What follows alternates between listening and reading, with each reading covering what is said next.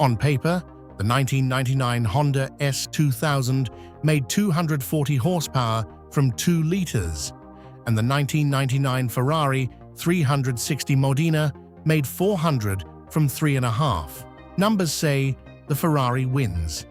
Anyone who has driven both at 8 in the morning on a cold, damp B road knows the numbers are lying to you, or at least leaving out the interesting part, because horsepower is the easiest thing in the world to measure, and just about the worst way to predict whether a car will make you laugh out loud on the way to buy milk.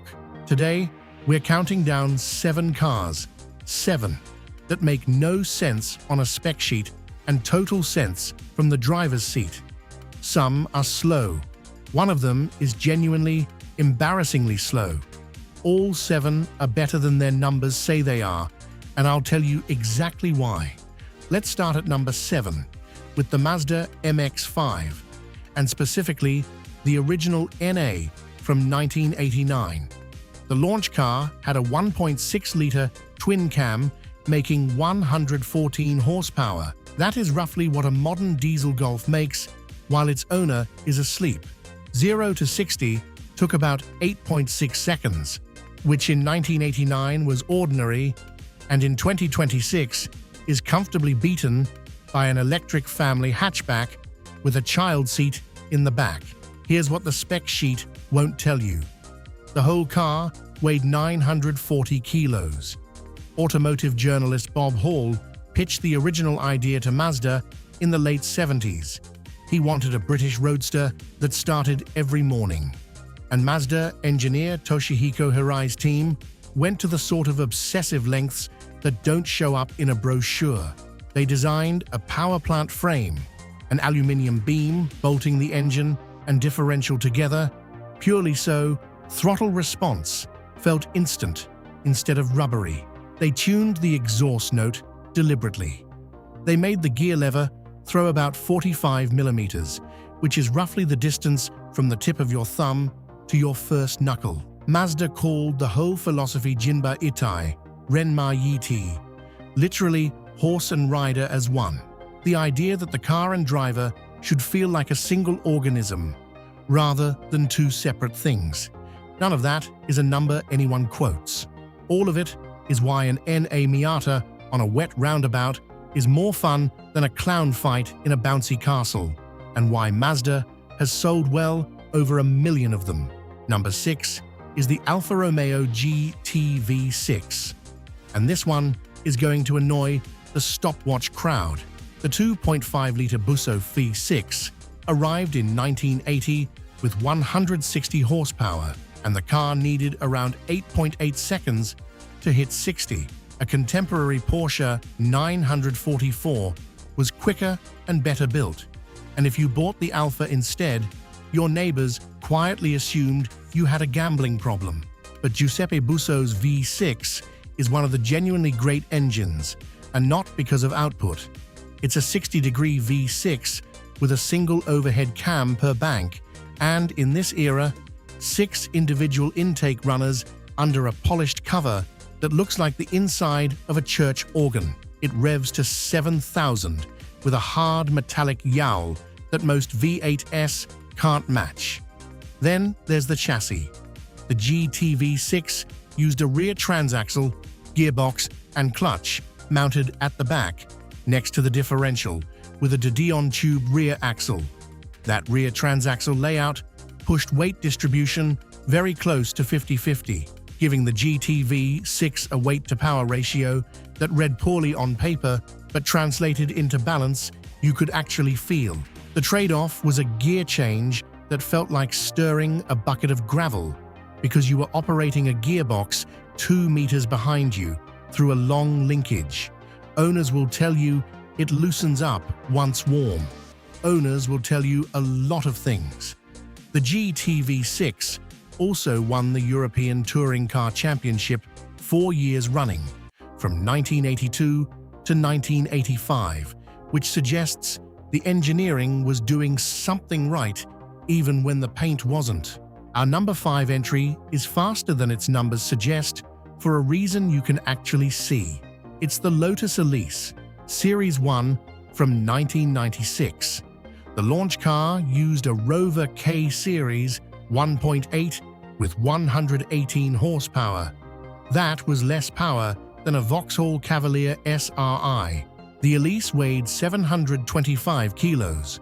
Not a typo. Julian Thompson penned the shape, and Richard Rackham engineered the chassis, an extruded aluminium tub bonded together with Ciba-Geigy adhesive rather than welded, weighing about 68 kilos on its own.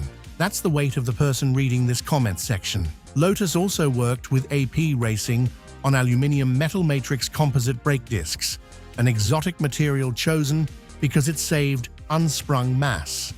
It was so unusual that later cars quietly reverted to cast iron. The result was a car that did 0 to 60 in 5.9 seconds on 118 horsepower, and far more importantly, changed direction like it had read your mind before you had it. No power steering, no servo on the brakes. You could feel the front tires through the wheel rim like they were wired directly into your palms. Colin Chapman had died in 1982, but his founding principle, simplify, then add lightness, got its best expression 14 years later. That same lightweight thinking shows up at number 4, only this time it's been dropped down a flight of stairs first. Number 4 is the Citroën 2CV, 9 horsepower at launch in 1948. 9. The 375 cubic centimeters flat twin produced roughly the same output as a decent lawnmower and took the car to a claimed top speed of about 40 miles an hour, assuming a following wind and no passengers. Even the later 602 cubic centimeter version managed only 29 horsepower, and 0 to 60 took over half a minute, if it got there at all. The brief from Pierre-Jules Boulanger was famously specific. He wanted a car that could carry 4 people and 50 kilos of potatoes across a ploughed field without breaking a single egg in a basket on the back seat. So, engineer André Lefebvre gave it interconnected front-to-rear suspension, where each side's front and rear wheels are linked by a horizontal spring cylinder. Hit a bump with the front wheel, and the system pitches the car in a way that keeps the body remarkably level. It has enormous suspension travel and virtually no damping in the conventional sense, using inertia dampers and friction discs instead. Drive one, and it leans in corners like a drunk reaching for a light switch, and it also refuses to be upset by a road surface that would have a modern crossover pinging its warning lights. More than 3.5 million were built. The numbers on the 2CV are a joke. The engineering behind it is not. Number 3 is where things get properly awkward for the spec sheet, because this car's official figure was a lie. The Nissan Skyline GT-R R32 launched in 1989 with an advertised 276 horsepower from the RB 26D ETT twin-turbo straight 6. Every Japanese performance car of that era advertised 276 horsepower because of what became known as the Japanese Gentleman's Agreement, an informal understanding between manufacturers to cap quoted output at 276 horsepower, regardless of what the engine actually made. Independent testing has long suggested the R32 GT-R actually made somewhere around 310 to 320 horsepower at the crank in standard form. Nissan never confirmed it, and the exact figure depends on who you ask and which dyno they used. What isn't in dispute is what the car did with it.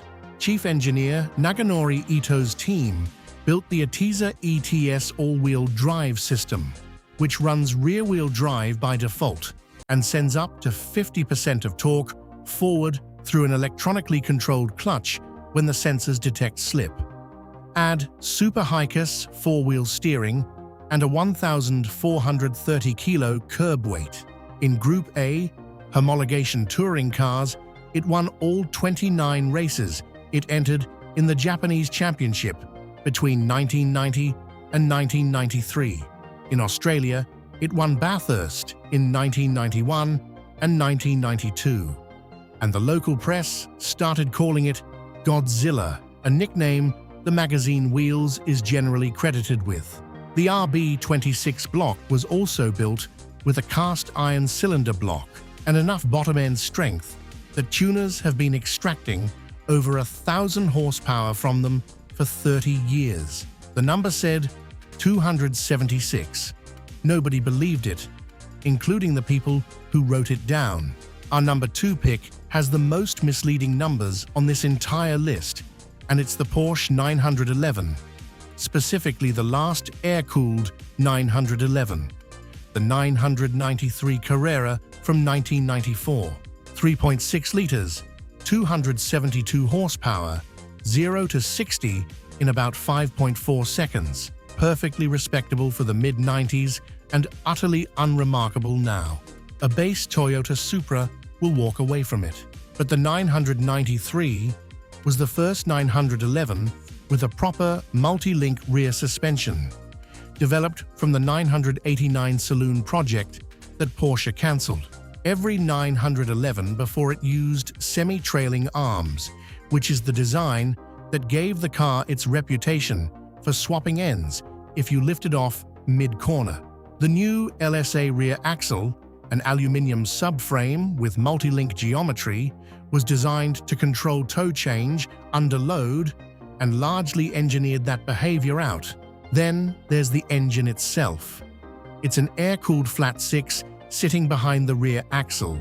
Air-cooled, not water-cooled, which is why this is the last of its kind and why enthusiasts have treated it that way ever since. It's a genuinely daft place to put an engine, and Porsche spent 32 years making it work anyway. It doesn't sound like other engines. There's a dry mechanical thrash at low revs and a hard-edged wail past 5,000, all of it arriving unmuffled by a water jacket. The steering, still hydraulic and unassisted by modern standards, loads up under cornering in a way that tells you exactly how much grip you have left. Values tell the story better than any road test. Clean 993s that sold for £30,000 15 years ago now trade for 6 figures. Nobody is paying that for 272 horsepower.